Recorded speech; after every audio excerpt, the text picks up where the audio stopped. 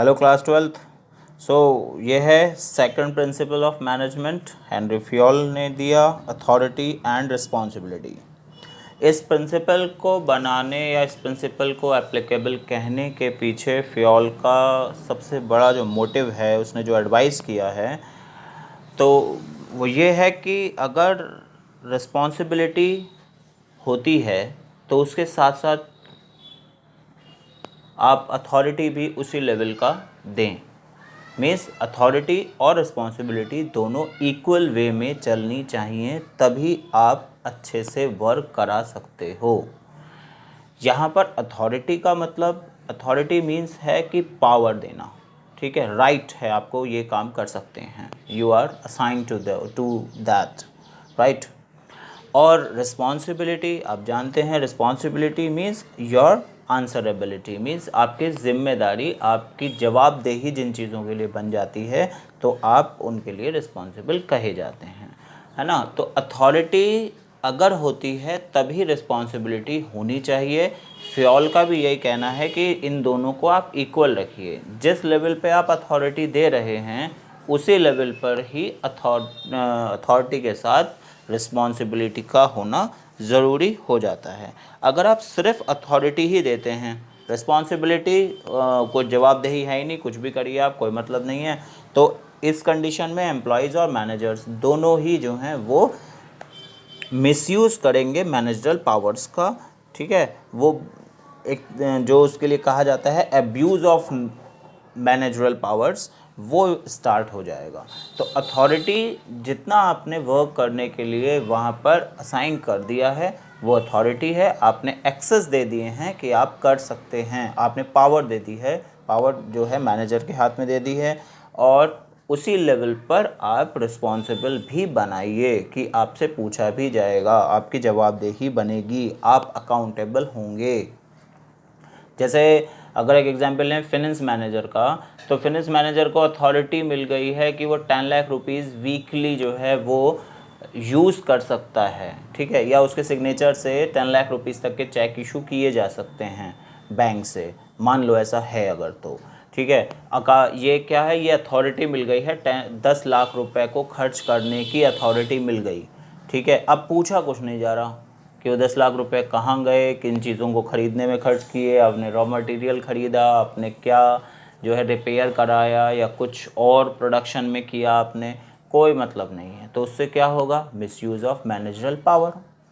Responsibility दी नहीं आपने, है ना, कोई रिस्पॉन्सिबिलिटी मांगी नहीं, तो आपकी कंपनी के फाइनेंस का बिल्कुल सब कुछ ख़राब हो जाने वाला होता है। तो यहाँ पर फ्योल की एडवाइस ये होती है कि अगर जितने लेवल पर आप अथॉरिटी दे रहे हैं उसी लेवल पर रिस्पॉन्सिबिलिटी को बराबर रखिए। आप पावर दे रहे हैं काम करने की, ठीक है, तो साथ साथ रिस्पॉन्सिबिलिटी होनी चाहिए, तभी आप जो हैं अच्छे से काम करा पाते हैं। एम्प्लॉय को भी फील होता है कि हाँ मुझे ये करने का एक्सेस है, मुझे ये करने का पावर है कंपनी के अंदर, मैं ऐसा इतना काम कर सकता हूँ, और साथ साथ मुझे इसके लिए रिस्पॉन्सिबल भी बनाया गया है। इसमें कुछ कमियां होती हैं, कुछ प्रॉब्लम्स आती हैं, तो उसकी रिस्पॉन्सिबिलिटी भी मेरी बनी रहेगी। तो एम्प्लॉय जब ये फील करके काम करता है तो वो अपनी अथॉरिटीज़ को उसी लेवल पर यूज़ करता है जिससे कि कंपनी की प्रोडक्टिविटी इंक्रीज़ हो, उसकी ग्रोथ अच्छी हो, है ना। एफिशिएंट काम करने की कोशिश वो लगातार करता रहेगा, उसकी परफॉर्मेंस इफ़ेक्टिव होती चली जाएगी, राइट। तो क्योंकि हमें दोनों चीज़ों को बराबर रखना है, आपने मैनेजमेंट की डेफिनेशन में देखा था कि इफ़ेक्टिवनेस और एफिशिएंसी दोनों बराबर रहनी चाहिए, दोनों ही अच्छे से चलती रहनी चाहिए। तो उसके लिए ज़रूरी है कि अगर आप एम्प्लॉय को अथॉरिटी दे रहे हैं तो उसके साथ साथ उसे रिस्पॉन्सिबल भी बनाइए, ठीक है। तो फ्योल ने जिस डेफिनेशन के थ्रू इस बात को बताया था उसको भी डिस्कस कर लेते हैं। फ्योल कहता है the result of authority is responsibility. कितनी सही लाइन में, बहुत छोटी लाइन में पूरी बात आ जाती है। क्या है कि the result of authority is responsibility. It is the natural result of authority and essentially another aspect of authority, right? And whenever authority is used, so responsibility is automatically born. Responsibility अपने आप ही आ जाती है। आप जब authority देते हैं तो responsibility automatically आ जाती है। तो केस स्टडीज़ जनरली जो बोर्ड पूछता है उसमें कहीं ना कहीं इसका वायलेशन दिखा दिया जाता है कि अथॉरिटी दे दी गई थी, रिस्पॉन्सिबिलिटी कुछ नहीं थी।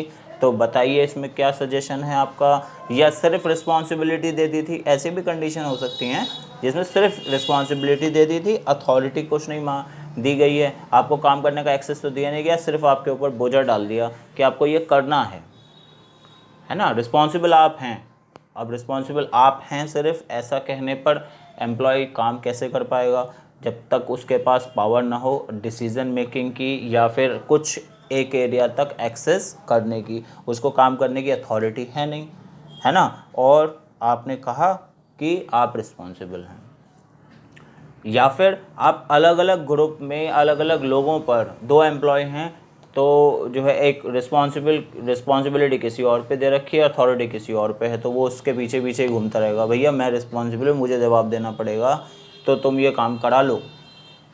और वो ना सुने, मान लो ऐसा हो सकता है कंपनी में, ये ह्यूमन बिहेवियर है, ठीक है। अथॉरिटी मेरी है, मैं कुछ भी करता घूमूंगा और दूसरा वाला पर्सन रिस्पॉन्सिबल हो जाएगा, ऐसा पॉसिबल नहीं हो सकता है। तो फ्योल यही एडवाइस करता है कि आप इन दोनों बातों का ध्यान रखो कि अथॉरिटी और रिस्पॉन्सिबिलिटी को बराबर लेके चलो, है ना। अगर आप अथॉरिटी देते हैं और रिस्पॉन्सिबिलिटी नहीं देते, मीन्स अथॉरिटी माइनस रिस्पॉन्सिबिलिटी कर देते हैं, तो इनफेक्टिव और जो है ओबीडियंट बिहेवियर आप कभी भी रिसीव नहीं कर पाएंगे, इनफेक्टिव बिहेवियर होगा बिल्कुल, है ना। रिस्पॉन्सिबिलिटी दे देते हैं, अथॉरिटी नहीं देते हैं, तो भी इनफेक्टिव हो जाएगा वो वर्क, ठीक है। तो इन दोनों का बैलेंस बना के चलना है, फ्योल ने ये एडवाइस किया और बहुत अच्छा प्रिंसिपल है।